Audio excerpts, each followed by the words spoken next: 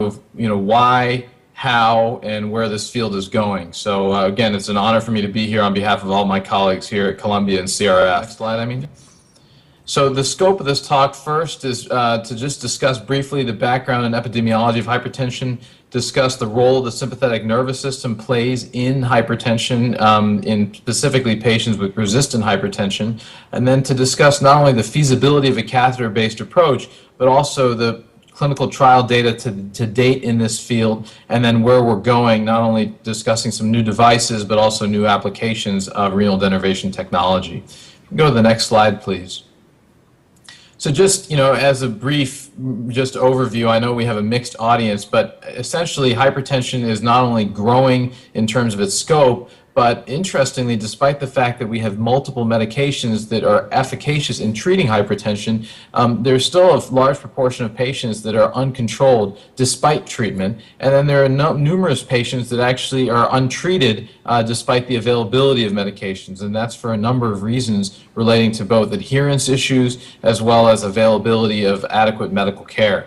The reason that this is important, go to the next slide please, is that blood pressure reductions are something that can reduce cardiovascular morbidity and mortality. And this is just a slide that looks at the failure of multi-drug approaches to treat hypertension, and you can see it ranges based upon the country that's being studied. Certainly in the developing world, we see this as even a more burgeoning problem. So this is a global public health issue, the treatment of hypertension as a whole, and despite multiple medications, there are many patients that are not successfully controlled. If you can go to the next slide.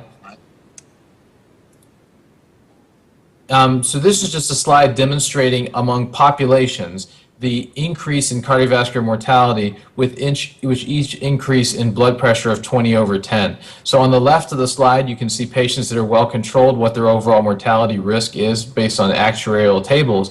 But as the blood pressure goes up, you can see there's a sort of dramatic increase in cardiovascular mortality, predominantly relating to heart disease and or stroke. And therefore, prevention of this is an important way of impacting late cardiovascular morbidity and mortality. Next. And this is the reason why hypertension is important. Now, the specific area that's been studied, and this is really important to emphasize it, in terms of the studies thus far on renal denervation, they've really focused largely on a population of patients that are known as resistant hypertension. As interventional cardiologist, I have to confess that I had to go back and read a little bit more about the hypertension literature before I understood this. But essentially, if you take the entire circle of patients that have uncontrolled hypertension, those that are resistant are those that have blood pressures greater than 150 or 160 typically, despite being on 3 medications at maximal doses or maximally tolerated doses. Just an example of that, I was talking to one of the hypertension experts here in the city the other day, and he mentioned to me that when we start titration of ACE inhibitors, as cardiologists, we often will start with, for instance, lisinopril 10 milligrams, then 20, then 30, then 40. When he's treating a patient with resistant hypertension, he doesn't start with any of those doses. He just starts straight with 40 milligrams because that's the dose for treatment of hypertension as opposed to treatment of heart failure. So I think as interventionalists, we have to get ourselves into a slightly different mindset when treating hypertension the way hypertension experts do. So resistant hypertension is, despite maximal doses of these medications, one of which has to be a diuretic, you still have a blood pressure typically greater than 150 or 160. Now the sympathetic nervous system actually modulates blood pressure. And in fact, when one were to examine the effect of the sympathetic nervous system, you can actually see that it actually interfaces with a whole host of organs, lung, liver, kidney, and regulates a variety of bodily processes in that way. And in general, we all know that the sympathetic nervous system can modulate fight or flight, but specifically it's been demonstrated to modulate blood pressure, particularly in patients with resistant forms of hypertension, as shown in the next slide. So the next slide actually shows you that if you have normal blood pressure, and that's your basal sympathetic activity rate, based upon studies looking at nerve sympathetic nervous activity, you can actually see that with varying forms of hypertension, going from high normal to white coat all the way over to essential hypertension and more resistant forms of hypertension, sympathetic nervous system activity actually increases. It turns out that this seems to be greater in younger patients compared to older patients, but basically you see an increase overall in sympathetic nervous activity. Next slide.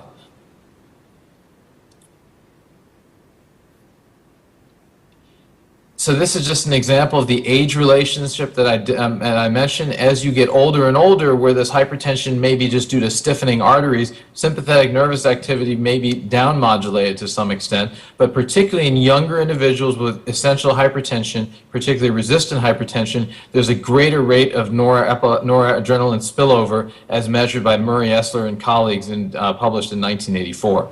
Next slide. So with the recognition of this, back in the 1950s, there were actually surgeons who would do surgical sympathectomy. And so they would go in with an open procedure and perform sympathectomy for patients with very, very difficult to treat hypertension. Now, the problem with this is it was very effective in terms of reducing hypertension, but it was a morbid procedure. And then as medications were devised to treat blood pressure, this surgery went by the next slide. So the concept of renal denervation done by an endovascular approach is based upon that fundamental principle that you could interrupt the sympathetic nervous supply to the kidneys. But rather than doing it with an open surgical procedure, because the nerves travel along the arteries, one could actually go up via the renal arteries and interrupt this feedback cycle that goes from the brain down to the kidneys and back up to the brain again. So there are efferent nerves that go from the brain to the kidneys and afferents that go from the kidneys back up to the brain. And by cutting the cycle, next slide, you can actually see that basically you'll be able to reduce the effects of sympathetic nervous activity not only on the kidney, but also as it feeds back to the brain and blood vessels. Next slide. So the reason that this can work from an endovascular approach is because the nerves of the renal arteries, the sympathetic system in particular, travel in the periadventitial space. So this is actually just a schematic diagram demonstrating the relationship between the media and the lumen to the actual adventitial nerves themselves. Next slide. So the question that always comes up is what's the depth of these nerves? Because if you were to devise a device that could treat these nerves from the lumen, you want to make sure that you actually treat the nerves and don't treat the lumen per se. And so this is actually data that was published last year looking at a depth, mean depth of, not that much, approximately 0.5 to 1 millimeter overall, but ranging ranging depending on where you are in the kidney as a whole. Now, you can see there's actually a distribution. There's some nerves that are deeper, there's some nerves that are more superficial, and the distribution varies based upon the proximal, middle, and distal segment of the kidneys. The problem is this study itself is even controversial because this was an anatomic study that was done without perfusion fixation. So in other words, the vessel wasn't pressurized. As a result, the vessel could collapse. When you're looking at distances, they may be closer to the lumen than they might actually appear.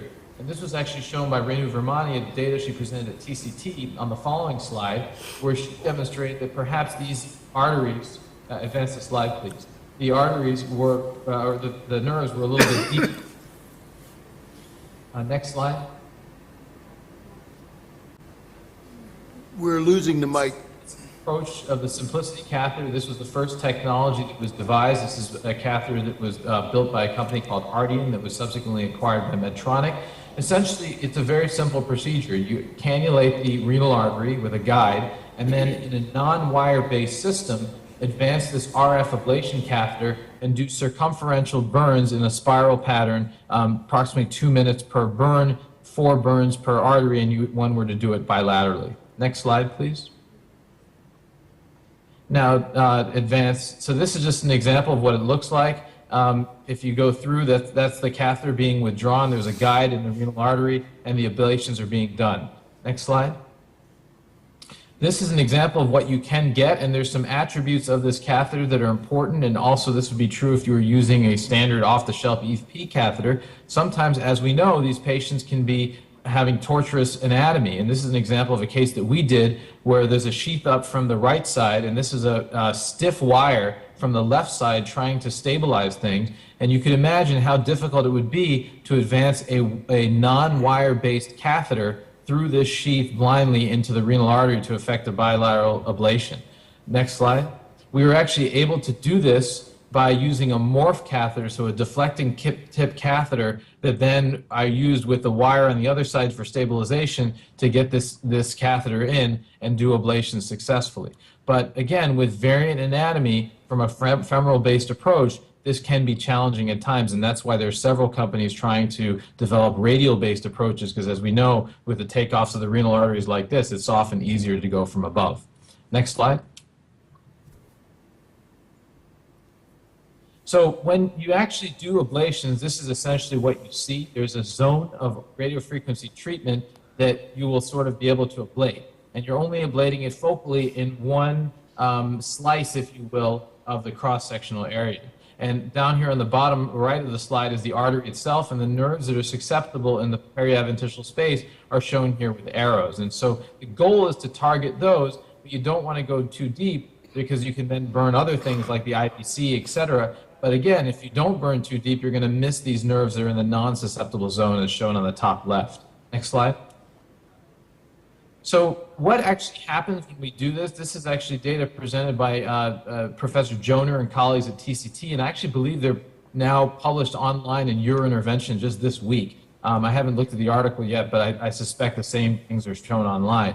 On the left is the angiogram, on the middle is OCT images, and on the right are histology. And what you can actually see is there is some damage to the intima and some char formation by OCT right in the middle that happens acutely. The clinical consequences of this are not known but thought to be minimal. But if you then go to the next slide, what actually happens, next slide.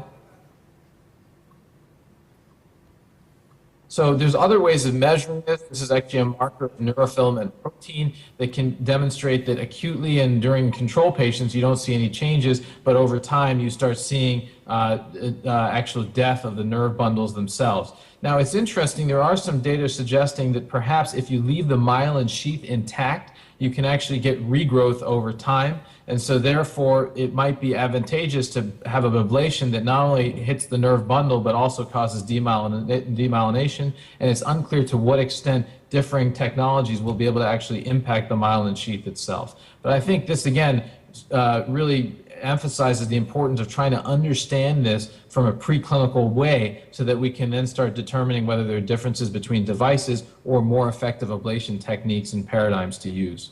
Next slide. So what actually happens, this is just an example of data from Medtronic and animal testing. This has also been replicated by companies like Boston Scientific and others. And you can actually see that if you have untreated controls, there's a certain amount of norepinephrine that gets released, but actually catheter denervation done bilaterally is actually very similar to surgical denervation in a small series of pigs in terms of reduction in norepinephrine overall. So this does appear to not only cause blood pressure effects, but there's a mechanistic relationship here demonstrated with norepinephrine spillover. Next slide. So this is actually another interesting study I think it's important to mention, where they actually took anesthetized dogs and stimulated the renal nerves. And on the left is shown what happens. So pre-ablation, you actually see a rise in blood pressure with stimulation of the renal nerve. Now, these dogs are anesthetized, so presumably you've relieved the pain responsiveness. What they then did is they ablated one side and left the other side intact. And shown here in the middle and the right columns of the slide are what happens when you then stimulate. So on the ablated side, if you then stimulated right away, there was actually no change in blood pressure, but on the non-ablated side, there was actually a change in blood pressure. So this is, again, demonstration of some sort of mechanistic effect of renal denervation, specifically on the nerves in the renal, the renal vasculature. Next slide. So this was also demonstrated in a human. This is the first New England Journal case report, 2009. After successful denervation, blood pressure reduced from 161 over 107 to 141 over 90, with a variety of different other parameters, all going in the same direction, demonstrating that there were not only effects on norepinephrine, but also end organ effects relating to left ventricular mass and also renal plasma flow. Next slide. On the basis of this study, a series of first-in-man studies as well as larger randomized trials were actually initiated. This is the Medtronic Arte program. I'll also show you data from some other companies as well. Next slide.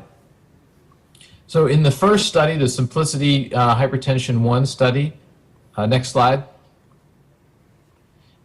You can actually see this is the change in office blood pressure through 36 months. This is data that's recently been updated. The thing to commit to memory is for these resistant patients, and again, these are patients who start off with blood pressures greater than 160, the reduction in blood pressure on systolic is approximately 30 millimeters of mercury, and with diastolic is approximately 10 millimeters of mercury. Now remember, with all these slides, and I would say this for every company, on the rightmost portion of the slide, these patients have less follow-up. Just look at the numbers at the bottom of the slide. So before we get too anxious or too exuberantly excited about this, it's important to note that in the middle of the slide is where the majority of patients lie. And this data, approximately 30/10, does seem to be consistent across other devices as well, and it is generally thought to be the case for patients who start off greater than 160. But for patients who start off at maybe 140 or 150, we would expect a less exuberant response. And again, we wouldn't want to drop those patients by 30 or more because that might actually be dangerous to them if they started getting hypotensive. Next slide. So this is the percentage response rate, and this is an important slide because you'd like to know for a procedure that you're going to do what proportion of patients are actually going to have a reduction in blood pressure. And so as defined as a reduction of 10 millimeters of mercury or more, you can see that the response range ranges from the 70 to 80% range as a whole. Now again, there does appear to perhaps be a trend for increasing rates of responsiveness over time, but I would caution this analysis or this interpretation because again, as shown here in the bottom right, the numbers are small out to beyond 2 years or so. Next slide. So 70 to 80% response rate seems good, but again, if you're a patient undergoing a procedure, that's something that you would want to know because there's obviously a 3 in 10 chance or 2 in 10 chance that you would have a procedure with absolutely no effects or a minimal effect, if that.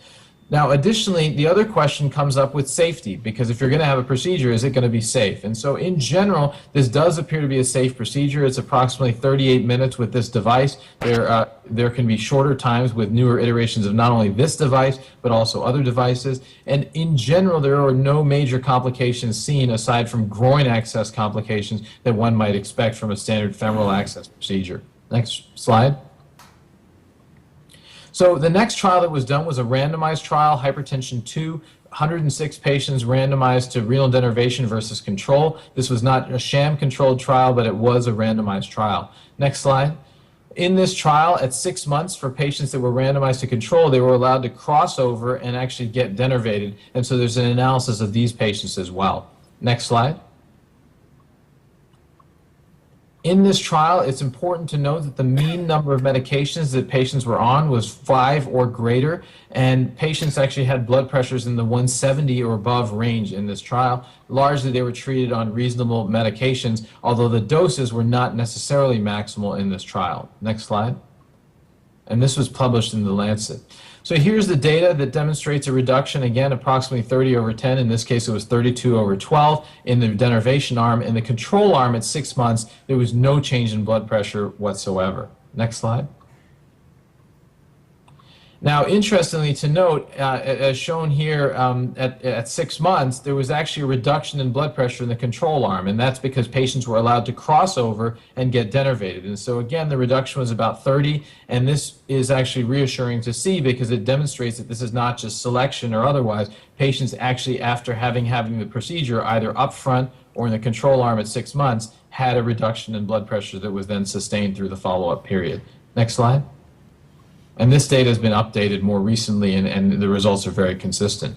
Of note, importantly, renal function was stable. These trials excluded patients that had GFRs less than 45, and in this trial, actually, renal function was stable through the follow-up period, which is reassuring to make sure that you're not having any deleterious effects. As shown in those preclinical slides, there's this issue of CHAR formation and otherwise, but again, there does not appear to be any untoward effects on the kidney itself. And we'll await the results of the study. The hope is that these will be presented at ACC coming in 2014. So now what about long-term effects and what about the problems with this procedure? I mentioned there's a non-responsiveness rate of approximately non-responsiveness is approximately 20 to 30%. Now what about other issues such as stenosis? So there have actually been some case reports, this is the first one, of a stenosis, and this is a patient who was successfully ablated and then represented with an increase in blood pressure, was found to have a stenosis which was safely stented at that point. Overall, it looks like the rate of this occurrence is exceedingly low, but the fact is it can happen, and so meticulous technique needs to be used, and it needs to be something that's followed over time. So this is, again, not just something that we can just go ahead and start doing in all kinds of patients who are typically young and otherwise okay, because there are downstream sequelae of this type of procedure. Next slide. Now, I also showed you before some OCT data. This is another OCT-related publication demonstrating some CHAR formation that can occur at the site of a non-irrigated catheter. Whether this occurs with irrigated devices or otherwise is less clear. Either way, small amounts of CHAR are likely to not affect renal function, as we know from those of us that do renal artery stenting procedures. But that having been said, this is again something to think about. Next slide.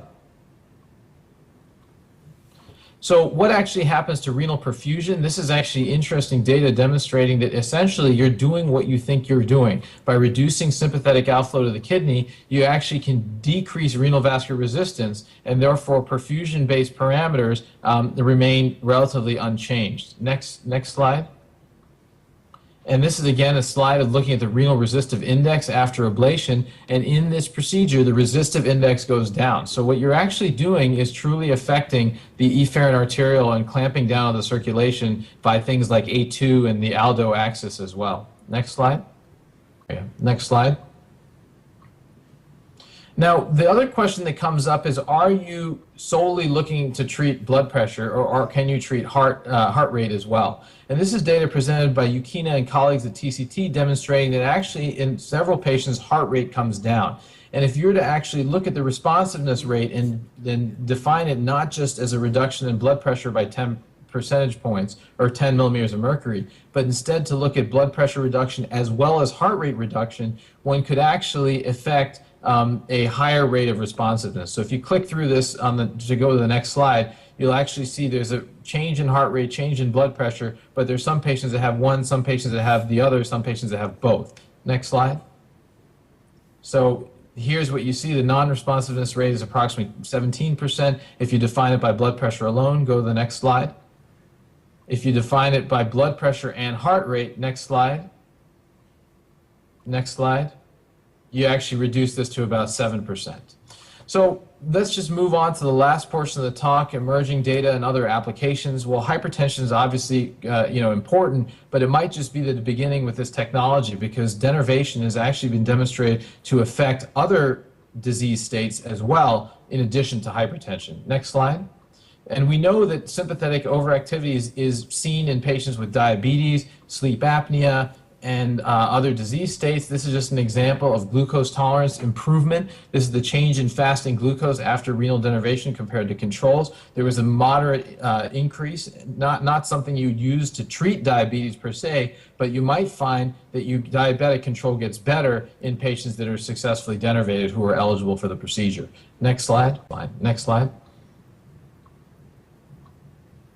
And finally, interestingly, there's actually quality of life data demonstrating in a non-randomized fashion that patients' overall depression scores and mental health can potentially be improved. Now, again, this is something that could clearly be a placebo effect from having a procedure done. But on the other hand, sympathetic overactivity and anxiety, we often joke that New Yorkers tend to be very high-strung, and this could actually make people be more relaxed, perhaps like we are in India. So, I think it's something to follow over time, and this is actually going to be studied actively in several of the trials that are going on. Next slide.